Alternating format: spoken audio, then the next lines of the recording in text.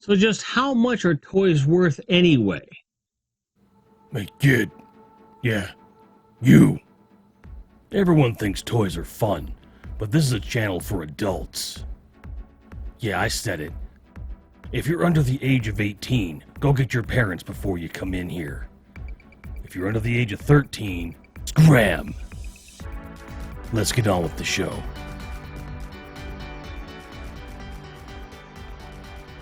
So that really is the question we're answering today, guys. Like, how much are toys actually worth? Well, the fact is, it depends upon how you feel about it. Yeah, the market's going to fluctuate with different prices. They're going to go low and high depending upon demand for the product and things like that. That's how a free market works. The fact is, though, at the end of the day, it's not a matter of how much they are perceived to be worth as much as how much you're willing to pay to have these things in your possession. Now, granted, this applies to all sorts of things, not just toys. Any other kind of collectible, music media like CDs, vinyl, even cassette tapes at this point, films on either anything from a 35 millimeter print to VHS to Blu-ray to Laserdisc and 4K Blu-ray and you name it, whatever. All of these things, including toys and collectibles, like they're all kind of fall under the same kind of an umbrella. And you're going to hear me say perceived value a lot because it is perceived to be of value because someone else wants it. And you will see people putting these high prices on places like eBay or in their shops to try and get the most money out of something that they perceive to be a rare item. Whether it's factually true or not, that it's difficult to get this item. You'll see the word rare all over the place. Whether it's a modern toy line or a re-release of a toy line or even some truly vintage stuff, first run things. So I want to talk you through my philosophy on this, how I apply these things in my collecting, and maybe it will help you internalize that conversation. Maybe it will help you understand why you pay what you pay or why you're willing to pay what you pay, but that's the goal of today's video. If I am looking for something right away that has a certain amount of value to me, there has to be a reason that I am looking for that item to begin with, whether it's a toy or anything else. And I have to decide, okay, what is a reasonable price point for me? And this depends on multiple factors, okay? So you have to make it relative to what you see that toy or that collectible or that item going for consistently on eBay and at retail and somewhere in between. You have to have an idea of what the market perceives that value to be, right? Or the range of value, I suppose. You have to consider other things as well. What condition is this thing in? Do I want it in a sealed container? Do I want it loose but in a workable state? If it's a toy or a collectible that has accessories, do I need all of those accessories to be happy with what I'm getting? If I'm okay with piecemealing it out, is there a possibility of getting these other added items, whether it's a case or an accessory or anything in between? Is there a consistent market for those items? Are those difficult to find? And if so, is it better for me to try and find something that's complete? And am I paying less that way? Or if I can get lucky with some other items? And it's something where it's going to vary from each item to each item. Because, using He-Man as an example, you're going to find tons of He-Man vintage figures in the wild. Like, they're out there. There was a ton of them made. Even Origins figures, right? But you're not always going to find them with the sword or the shield or the axe, or maybe the paint deco is falling off the guy. So, condition is important. Am I willing to restore this item to its former glory? Do I want to put the work in? So how much I'm willing to pay depends upon how much work I'm going to put into it, how quickly I want the item, how much joy I feel it's going to bring me to have that item, and so forth. So My friend Jim Largo, who many of you know in the community, he likes to call this a nostalgia tax. And I think that that's true because basically everything that I collect, I have some linkage to at some point in my past, which blanketly can be termed nostalgia. Absolutely. So, how much extra am I willing to pay to have it sooner and to have that joy? Because if you're patient enough and you're diligent enough between going to local shops, looking online, um, networking with other collector friends, you will eventually find whatever it is you are looking for at the price that you're willing to pay for the most part.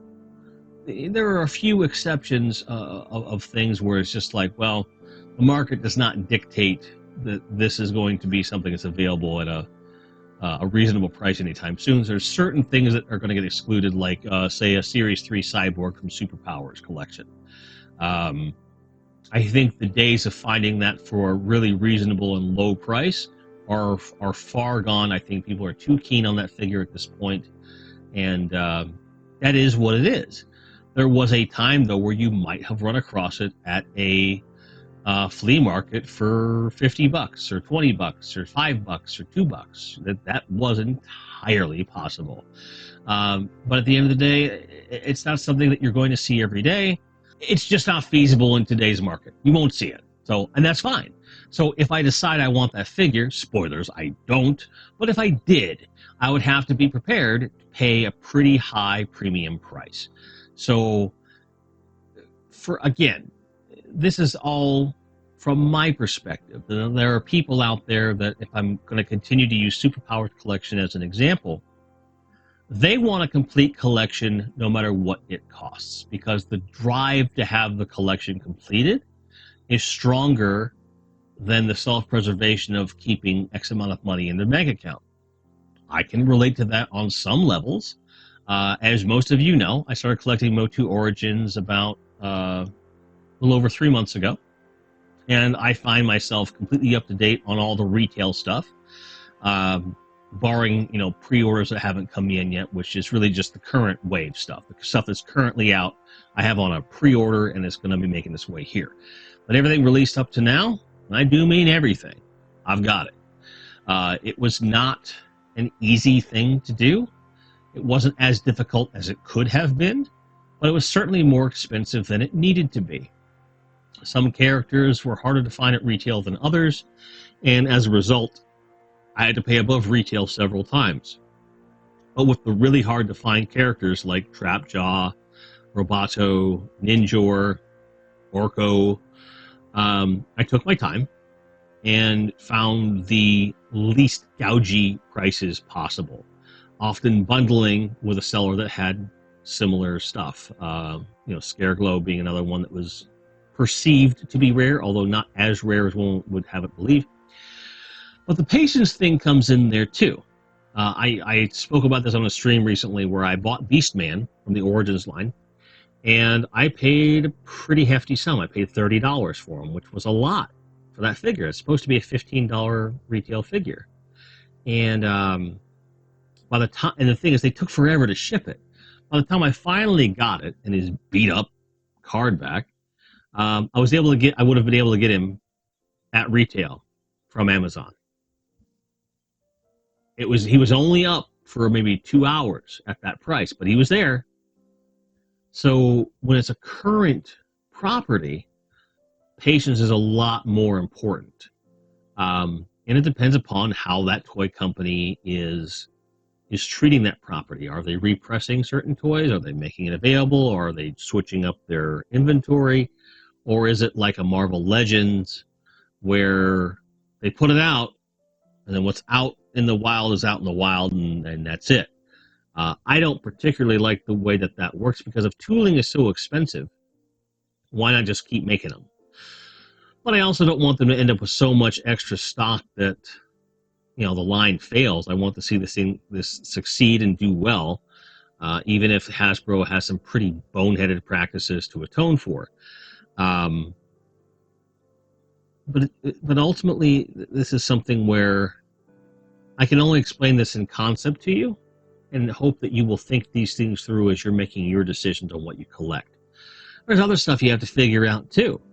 You know, how much am I willing to pay for this thing that I might not have space for? I had a stream at the time of this recording. I had a stream this morning where I spent an hour and a half just reorganizing my bins, just so I could gain about 3 square feet of space back to get rid of one box that was outside of these bins and repackage some of this stuff. Take some things that I just kind of left on my desk or that were in the bags that they had been shipped in. Take them out of that, repackage them, put them back where they were, or get them into those bins for storage. And that exercise, for me, is certainly something that will happen over and over again because, for me, space is at a premium. There's only so much to go around.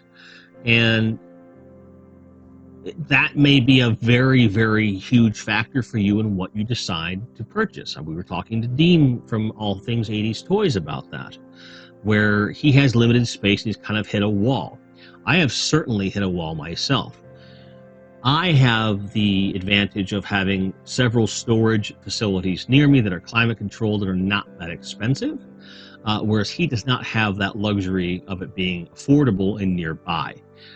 So with me, we're taking a lot of unnecessary things and we're storing it up the street as soon as possible so that we have more livable space and we don't have to feel guilty about getting more stuff, frankly. We're not going to live in this small space forever. We're going to get a larger place in the relatively near future, we hope. And at that point, you know, being able to display not just toys, but, you know, film, you know, movies that we have a collection of, and perhaps even the CDs. I have a feeling the CDs are going to stay in boxes for a while, just for the simple fact that I don't have any need to put them on display, and wall space will be at a premium even in an apartment that we would share. So I don't have a priority for those particular things, but the toys and the films I definitely want to have out because we do use those all the time. So it isn't just how much am I going to pay for the money. It's how much am I willing to pay against the value that the market perceives it at what condition I want to put it in. Am I going to display this? Do I have to put work into getting it to look and feel in the condition that it should? You know, there's a lot of considerations you have to think about when you consider what the financial value is to you based on your perception and your needs. I have a Brainiac for my Superpower Series 1 who's got a clean break on the arm peg. And what I'm going to be doing to fix him is putting some plastic weld in both sides. So on the shoulder joint here and in the arm itself where the peg is, just to fuse the original peg in place so that it's a more solid piece to drill into. I'm going to use some old Lego that my friend Jesse Hughes, aka the Epic Badger, sent over, and we're going to do an old school toy polloi style fix. Aside from needing some of the drill bits and so forth, it's not going to cost me anything more than the figure itself because I need all of those supplies anyway. And Jesse sent along the Legos, which was going to be the most costly part of that repair. I just haven't gotten around to doing it. But I knew that going into the toy. I inspected the toy from pictures, asked for more when I wasn't satisfied. I was like, oh, I can do that. The closer I get to that repair, the more I dread it because I'm worried to death I'm going to screw it up. But I paid a pretty good price for that figure. I bundled it with another character that's a bit more common, a Green Lantern. And for the two together shipped, it was like $65, which is a really good steal for a Brainiac, even in that condition, let alone the Green Lantern figure, which fetches $15 to $25 on average on eBay. So the guy gave me a really good collector-to-collector price. So it lessens the sting of if something goes wrong during the repair. These are all things you have to consider. If I just bought a Brainiac by himself off of eBay, I'm spending anywhere in upwards of $70 easily. Just for that figure, and probably in a worse state than the one that I actually have. So it's something where you have to consider all of these different factors together. I think all of us have said at one time or another, if I had X amount of disposable income, I would buy everything that I want. Stop and think about that for a second. Is that really true? If you had an unlimited amount of disposable income. Let's say you were like stuck staying where you live right now, and you weren't going to be able to use that money to make any sort of like amendments to the space or anything like that. Would it really be a priority to collect all of these other collectibles? Probably not. You would make decisions on which ones you would prioritize. If your space is limited but your money is unlimited, you have different choices to make. If you have the option of a lot of open space but your money is limited, you still have some hard choices to make from different perspectives. So when someone tells you like, oh, that's a really good price for XYZ, well, that's according to you. And maybe it is considering the perceived value on the market for that item. But that still may be more than this person is willing to pay based upon their circumstances. Um, I drug my feet on getting the Calabac Boulder Bomber for a while because I knew that toy was going to be a bitch to store. And I found out on this morning's stream, I was like, I had to move some things around in ways that I really wasn't wanting to do, but we got them in storage. And the figure is fine, the vehicle is fine, everything's fine. But it was something I was really worried about because, that's not the cheapest thing to come by, complete. It's not horrible. Like, you could probably get one complete for around, 40, 50 bucks, complete, mind you. Box, you can get them for about 80 to 100. And the figure, normally you're going to see him for around 20, 25 incomplete, 30 to 50 complete. So for me to get the two of those together, complete and in good condition, without a box, for around 80 bucks, it's a good deal for me. Because I didn't have to search for any of the parts. It was below the perceived market value of both of those figures, relatively speaking, and was worth it. So I paid, in my head, I paid around, 60 bucks for the complete bomber, and then I paid 20 bucks for the figure in my head, because I would be willing to pay up to $60 for a complete Boulder Bomber because some of those parts are just really hard to come by. And I was willing to pay up to 30 for a complete Calabac, and to get the two together for less than that, by about 10 bucks, totally worth it. So maybe the math would be 25 for Calabac and 55 for the vehicle, and that also includes shipping. Mind you, okay. So you have to look at these shipping prices anywhere you're shopping. If you do not include the shipping price in the is this worth it to me discussion, you're doing yourself a disservice and you're throwing money out the window. Because a lot of times, especially on eBay, the sellers are very savvy. They're trying to save themselves in eBay fees or try to make up what they're being charged in those fees in the shipping. So they quote you this really high shipping amount and then actually ship it in a much lower price manner, so you pocket as much of the money as possible. Seeing how much eBay charges in fees these days, I don't blame them for that one bit.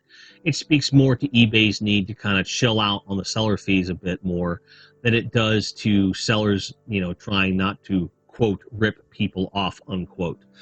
I've sold things on eBay in the past, in various collection markets, and it's something that I know eBay has to make a living too, but I think that the current market, I think they're taking advantage of a captive audience with the current state of the world.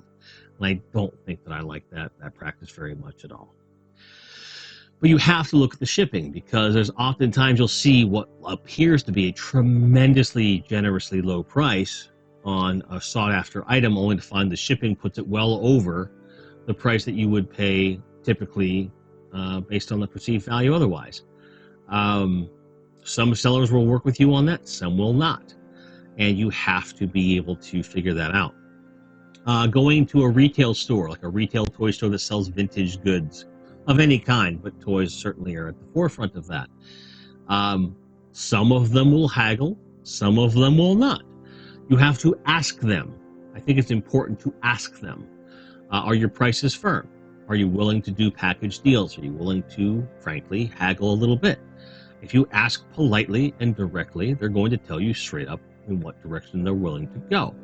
Most of your stores, whether it's a collectibles, toy store, antique store, secondhand store, whatever, most of the time, unless it's like a corporate chain like a Goodwill or something like that, most of the time you can discuss the price to make a pretty good deal, whatever it is you're getting.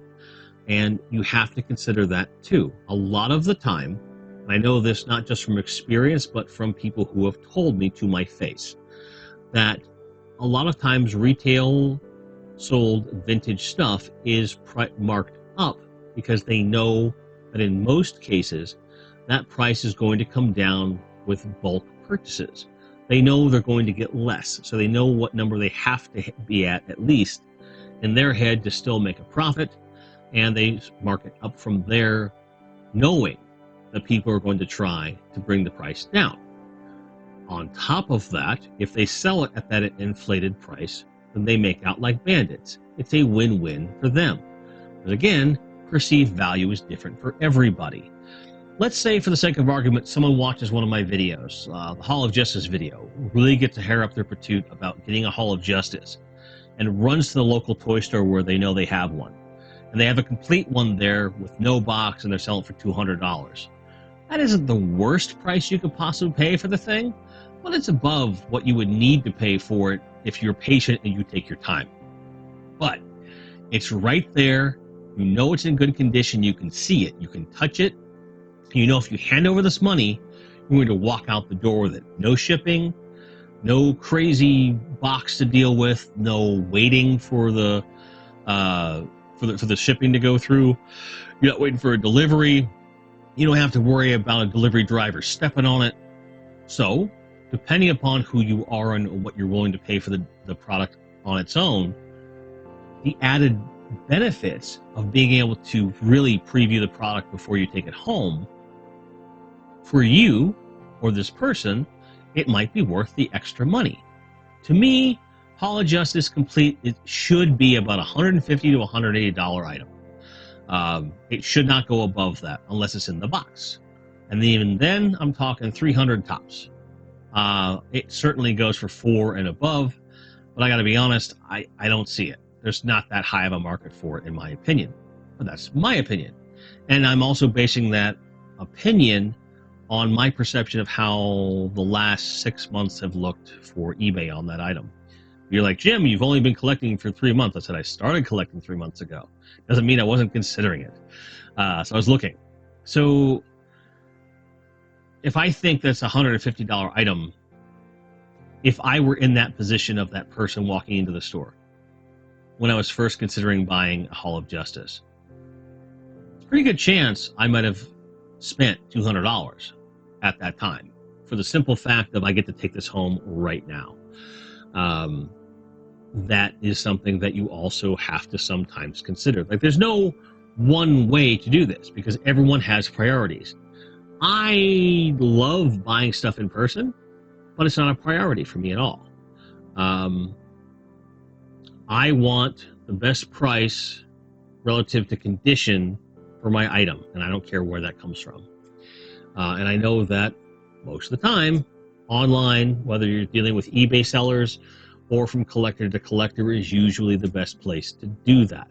You might have a different outlook where it's like, nah, I want to hold it in my hand and see it in person before I buy it. So for you, it's toy fairs, thrift shops, retail, vintage toy stores, and so forth. And there's nothing wrong with that. So there's no one way to look at this, as I've said. So again, how much is it worth to you? And you compare that to what the market currently seems to signal of what its free market value is, and you meet somewhere in the middle, or you stick it out until you get the price that you're willing to pay on something. It's never going to be an easy thing, and it's something that I do feel like it's never going to be a definitive answer for, to be honest. And I'm doing this version of the video in a very free-form fashion. I want to start a discussion. I legitimately want to know all of your viewpoints in the comments. Walk me through where your head is at when you're looking to make a purchase on something that you collect. and where your perceived value fits in. What factors are the most important for you? And based upon the responses that I get from that video, I'm going to make a different video which will be semi-scripted and move in a certain direction so that we can continue to have this ongoing discussion, because this is the concept of perceived value. It's the whole goal of this video. We've defined what this is, what perceived value in fact is. From here, we're going to have multiple videos talking about perhaps different aspects of each of these in more detail. Maybe you want to talk to me about a specific line of toy or a certain type of collectible, and I can go into more detail there. But for me, this is the start of a longer conversation that I'm happy to have with you, and I appreciate you taking the time to start the conversation with me. Until then, may all of your grinds be merry. May all of your card backs be unwrinkled, and may you be able to find anything you're looking for at any time at a price you're willing to pay. Thank you so much for watching. As always, I love you. Take care.